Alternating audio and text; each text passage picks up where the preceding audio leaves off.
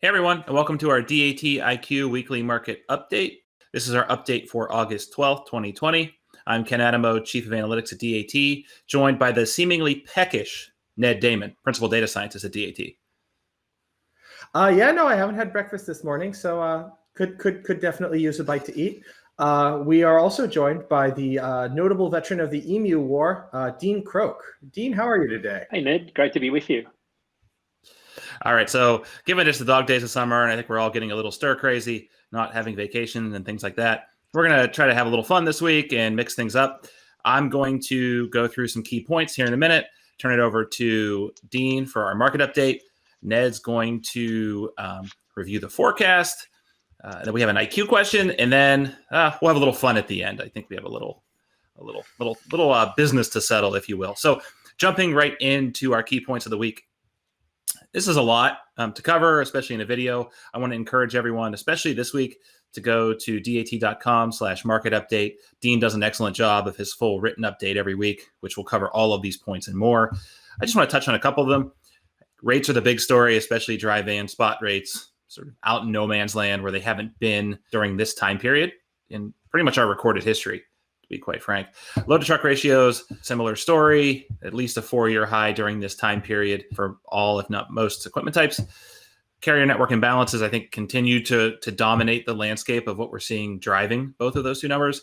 And an eye turns to government, both state and federal, for the next wave of subsidy and stimulus. So with that, I'm going to turn it over to Dean to get started with our market update. Yeah, thanks, Ken. So let's start with the dry van load to truck ratio in terms of looking at supply and demand this week. The LTR for dry van stayed pretty much the same, around 5.22.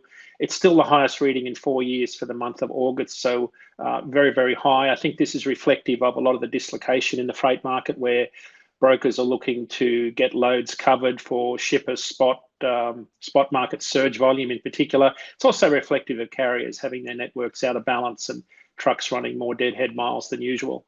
Over to the refrigerated sector, the LTR stayed pretty much the same this week. Possible signs the market's cooling. It typically does around this time of the year. The load to truck ratio is still double where it was this time last year. And again, it's reflective of the dislocation we're seeing in the overall freight market. On the flatbed side, tracking very close to seasonal trends, the load to truck ratio dropped about 2% last week. So of all the equipment types, it's tracking the closest to where we should be seasonally.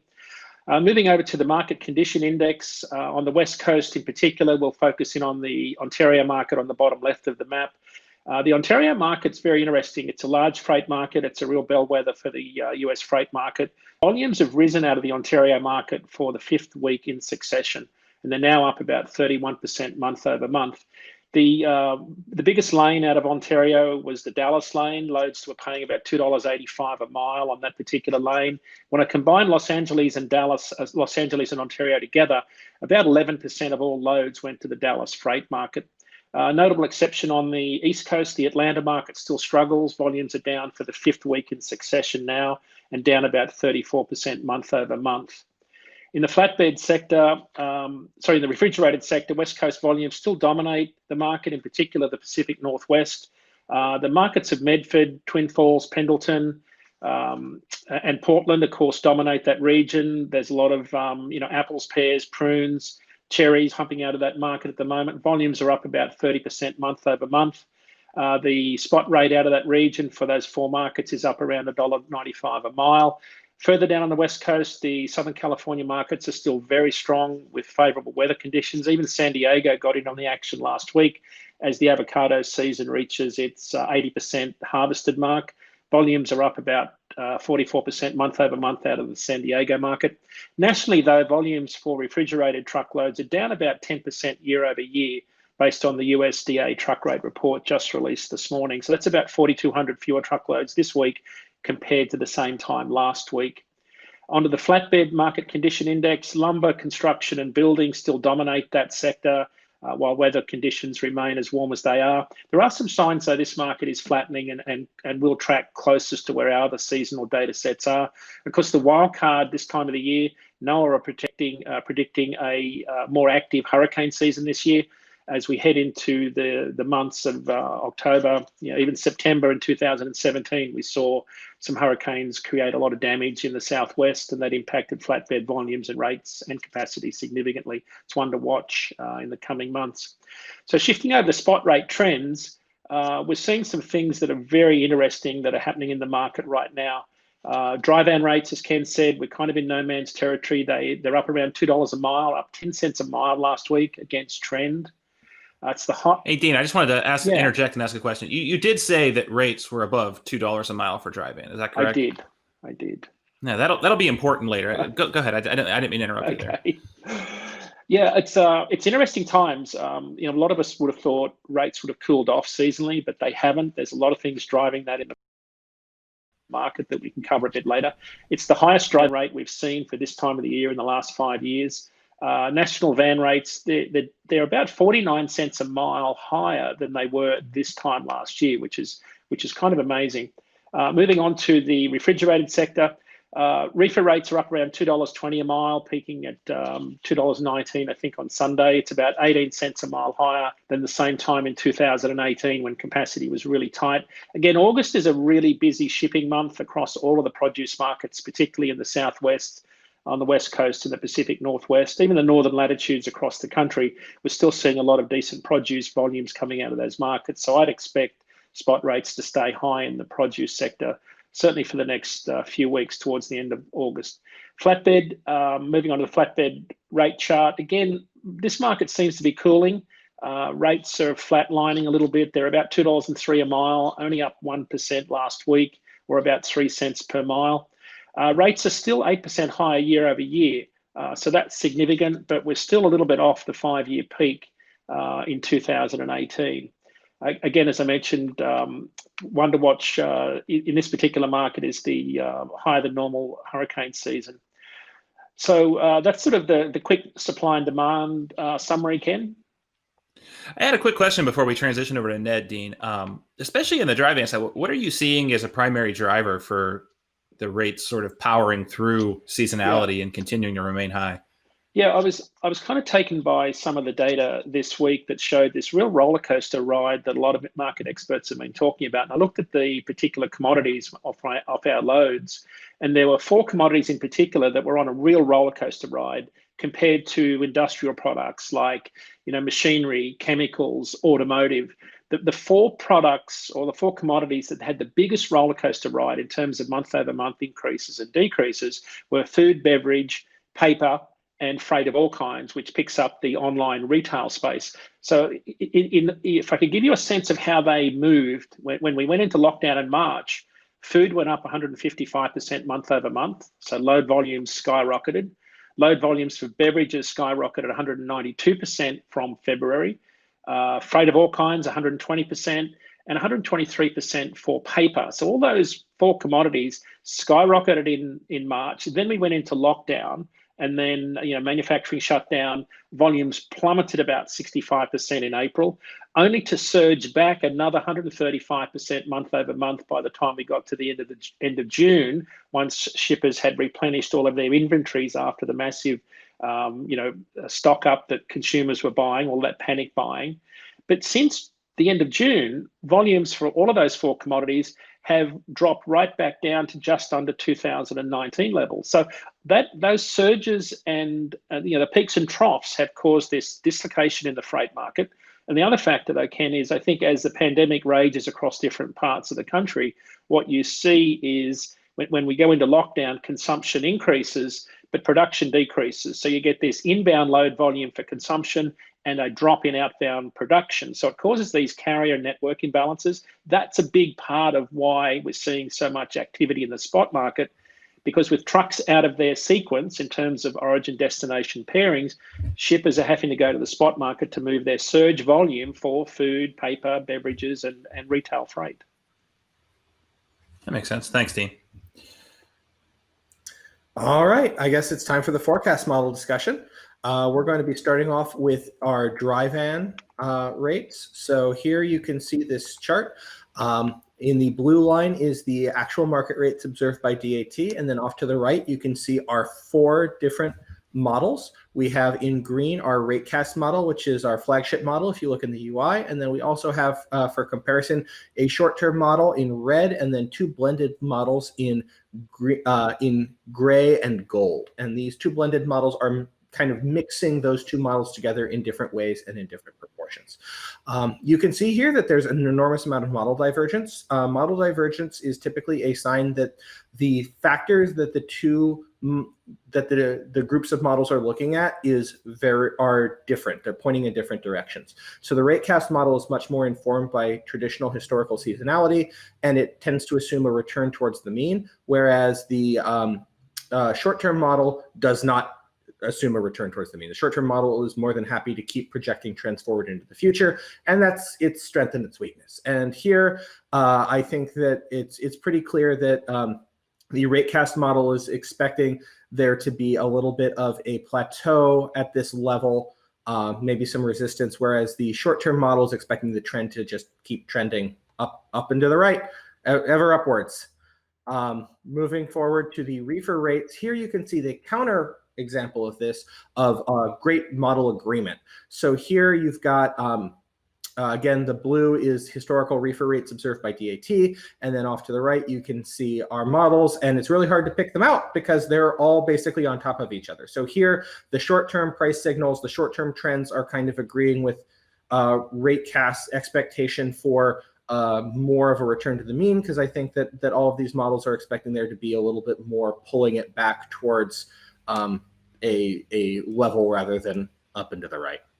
Ned, is that more reflective of agreement among the underlying fundamentals of the model, or I guess let me just ask, what is the primary driver for those lines converging?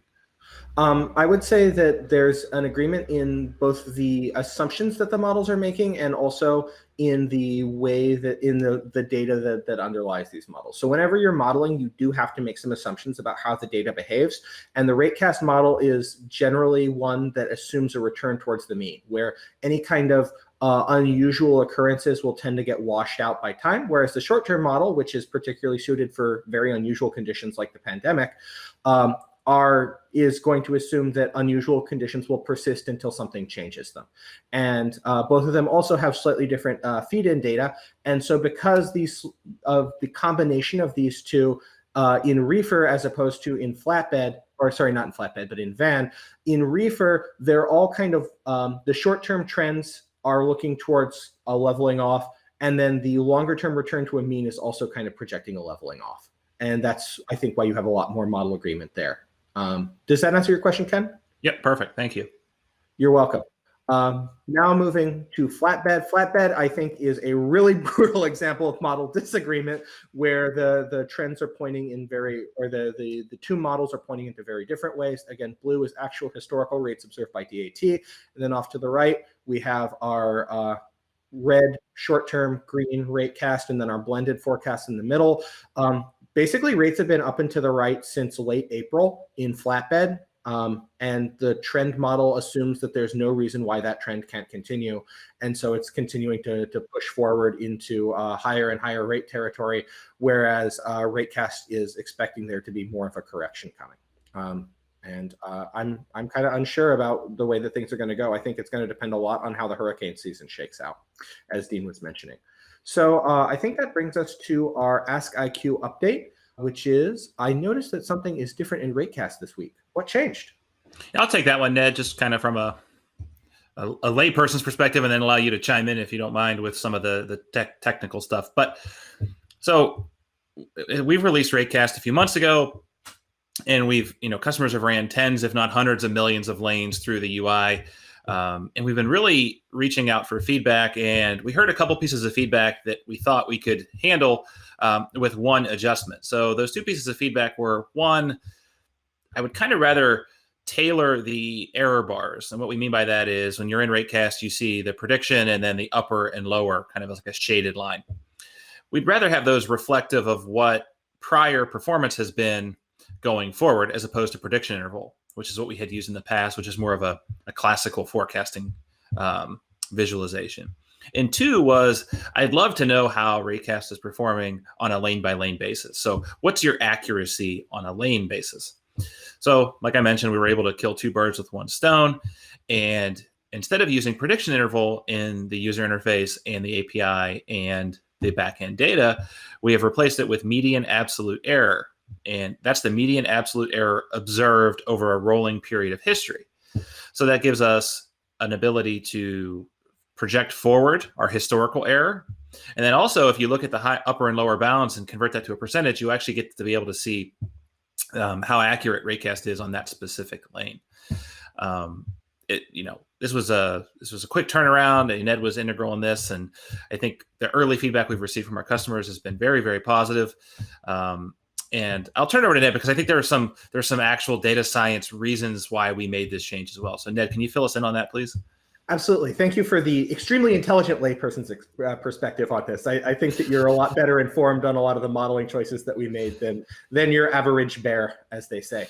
But one of the big reasons why we switched to using MAE is because we're interested in accountability, and we're interested in exposing to people the degree to which our forecasts were accurate and inaccurate. To use an analogy about the difference between PI, the prediction interval, and MAE, the median absolute error, or MAE.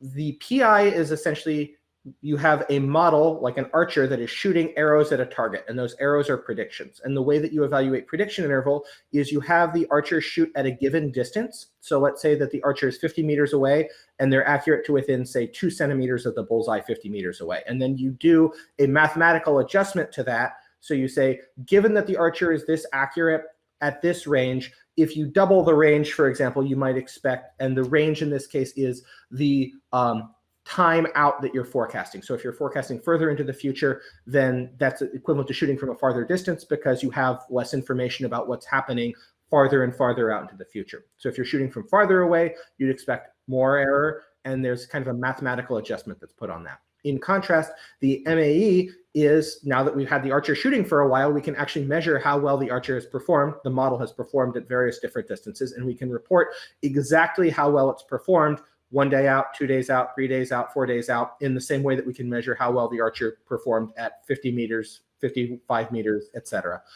And I think that exposing this is really helpful to people to understand, because the prediction interval is very useful if you are trying to be more cautious about how your performance is. But I feel like one of the big goals and one of the big benefits about MAE is that it kind of exposes a lot of the warts, but also a lot of the hidden gems you see in the forecasting. And another advantage of the MAE is that it is purely lane-based, where we're only looking at the performance of this model on this lane, and that's going to give you a much greater sense of confidence in the performance on this particular lane. And I think overall it's a really positive change. Does that make sense, Ken?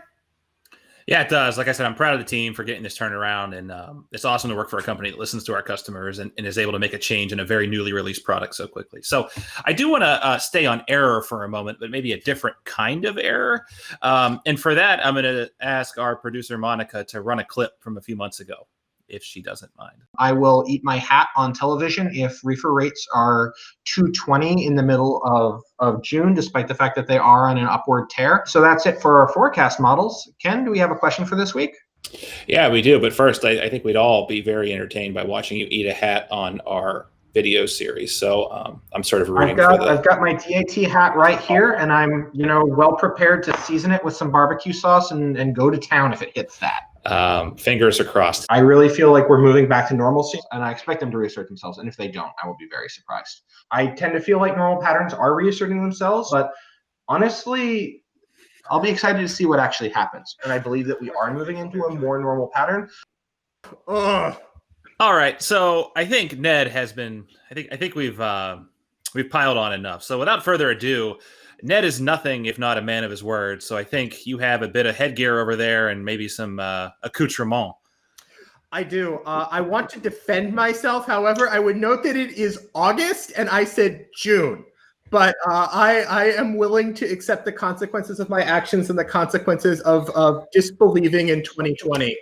That it's just going to keep on 2020ing. So I have this delicious. Oh, let's make sure you get the logo. I busted out the nice plates for this, And then I have, normally I would go for more of a North Carolina vinegar barbecue sauce, but I have instead this lovely Kansas City barbecue sauce because it was what was in the fridge. And yeah, bon appetit. While Ned's doing that, I won't hold you to a hat bet, Dean, but I mean, we have retail coming up. We have an active hurricane season. There's actually one spinning in the tropics down there right now as a depression. What do you see as sort of what are you going to be looking for to see an inflection upward, continuation upward? Yeah, Ken, it's kind of fascinating where we sit right now. It's almost like this perfect storm, to use a weather analogy.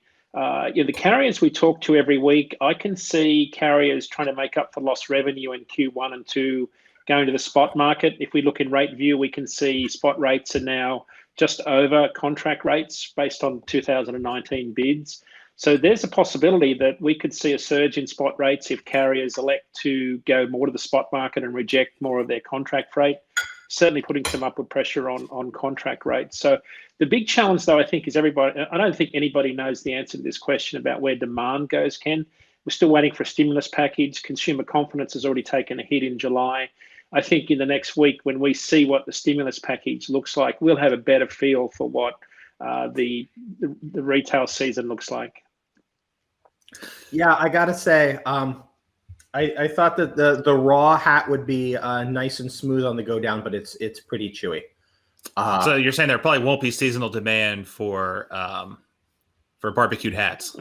I don't think so. Very low. Cannot recommend. Normally, my understanding is that you pair white wine with fowl, in this case, crow, but it's a little early in the morning for that, so I'm just gonna be eating my words. Can you lead us out? I will wrap it up for this week. So as you can see, we try to have a little fun. It's not all data science and product development over here at DAT. I want to thank everyone for watching. DAT.com/market update is where you can get the full written report, sans hat consumption. But again, thank everyone for joining. We'll be back next week to hear more about the freight market and hopefully get more updates on where things are heading. Bye, everyone. Have a good week.